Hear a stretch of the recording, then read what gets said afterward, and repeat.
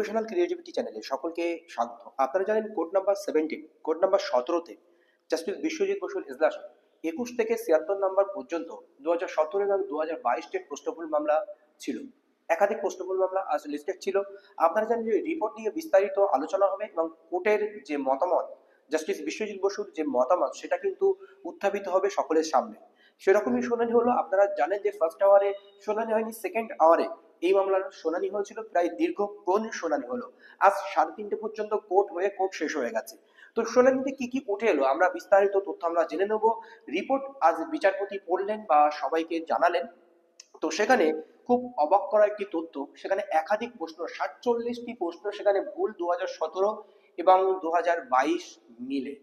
কিন্তু এখানে একটি গ্রহণযোগ্য তথ্য কি অগ্রহণযোগ্য তথ্য এটা আমরা এখন বলবো না, পরবর্তীতে জানা যাবে। 2017তে 1 নম্বর বৃদ্ধি পেয়েছে এবং 2022তে একটাও নম্বর বৃদ্ধি পায়নি। কিন্তু দেখা যাচ্ছে ম্যাক্সিমাম কিছু কোশ্চেন রয়েছে যেখানে দুটি উত্তর সঠিক, সেই উত্তরগুলো তারা কি করছে, এটা সবচেয়ে বড় প্রশ্ন ছিল। এইবার 1 নম্বর 2 নম্বর এখানে রিপোর্ট কিন্তু পিটিশনার যারা রয়েছে তারা এখনো দেখতে পাননি। পিটিশনাররা যদি রিপোর্ট না দেখতে পায় তাহলে তো এর পরবর্তী স্টেপ কি রয়েছে। তো রিপোর্ট ওয়েবসাইটে আপলোড করতে বলা হলো 2-3 দিনের মধ্যে।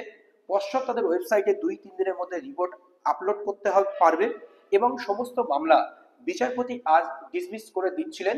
সেই সময় সমস্ত অ্যাডভোকেটদের চেঁচিয়ে উঠলেন, আমরাই তো এখনো রিপোর্ট দেখলাম না, তাহলে মামলা ডিসমিস কিসের জন্য? আমরা রিপোর্ট দেখার পরে মামলা ডিসমিস আপনি করতে পারতেন।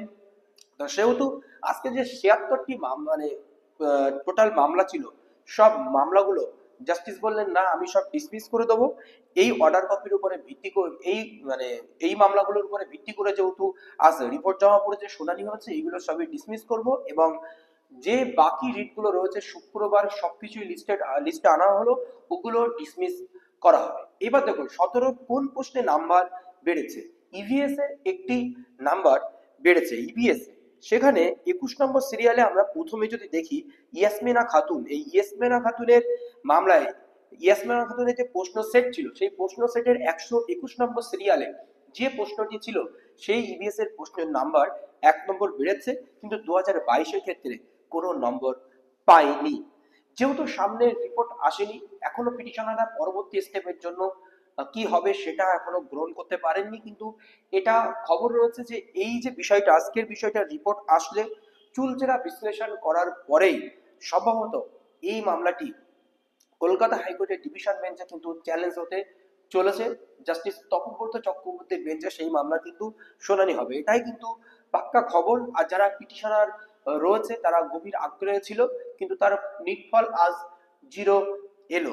কিন্তু আপনারা দেখেছেন যে অতীতে 2014 ক্ষেত্রে 6 নম্বর বেড়েছিল, তাহলে এখন 2017 ক্ষেত্রে 1 নম্বর বাড়লো, 2022 ক্ষেত্রে নিটফল 0।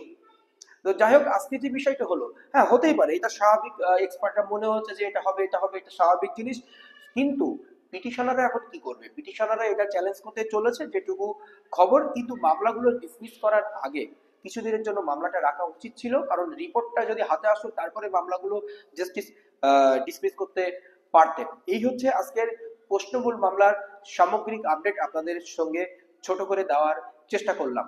তার আগে একটা জিনিস, ওখানে যারা অ্যাডভোকেটরা উপস্থিত ছিলেন তারা রিপোর্টটা মোটামুটি শুনেছেন, তারা বিভিন্ন জায়গায় অপোজ করার চেষ্টা করেছেন এবং তারা যথারীতি এই বিষয়টি দেখে বেশ অবাক হয়েছিলেন। এবং পরবর্তীতে কোর্টকে তো এই বিষয়ে কোনো প্রশ্ন করা যায় না যে রিপোর্ট এমন হলো কেন, এটা হলো কেন, কোর্টকে প্রশ্ন করা যায় না, এটা পশ্চাতের অ্যাডভোকেট গুলোকে প্রশ্ন করা যায় না।